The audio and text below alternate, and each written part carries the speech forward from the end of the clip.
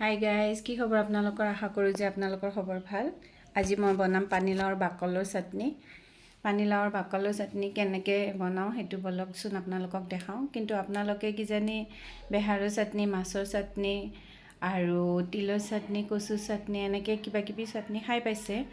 কিন্তু পানীলাওৰ বাকলৰ চাটনি খাই পাইছেনে নাই কমেণ্ট কৰি জনাবচোন। বলক আপোনালোকক দেখাওঁ কেনেকৈ মই বনাওঁ।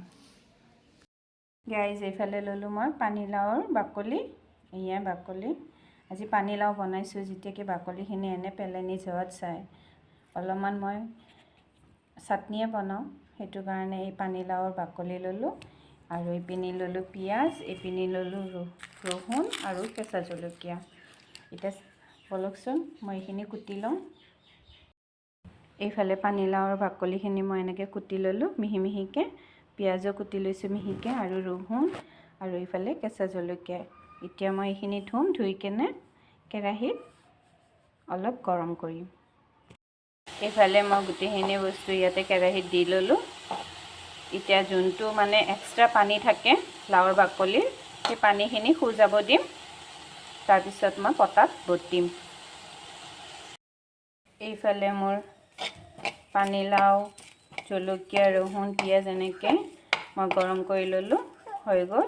এতিয়া মই বটিম। যেনেকৈ পাতপুতত বটা আগত মই অলপমান দি ল'ম নিমখ।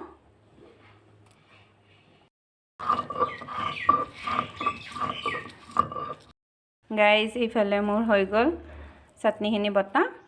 এয়া কি ধুনীয়াকৈ বটিছোঁ। এয়া পাতপুতত বটিছোঁ, সেইকাৰণে আমাৰ আকৌ পাতপুতত বটাহে খায়, আমি মিক্সিত বটিলে নাখায়, সেইটো কাৰণে পাতপুতে বটি দিলোঁ। এয়া কি ধুনীয়া হৈছে, এটা লাৰু হ'ল, খাই বহুত টেষ্টি লাগে। এতিয়া মই থ'ম প্লেটত। এইটো গাইজ, আজিলৈ ভিডিঅ'টো ইমানে।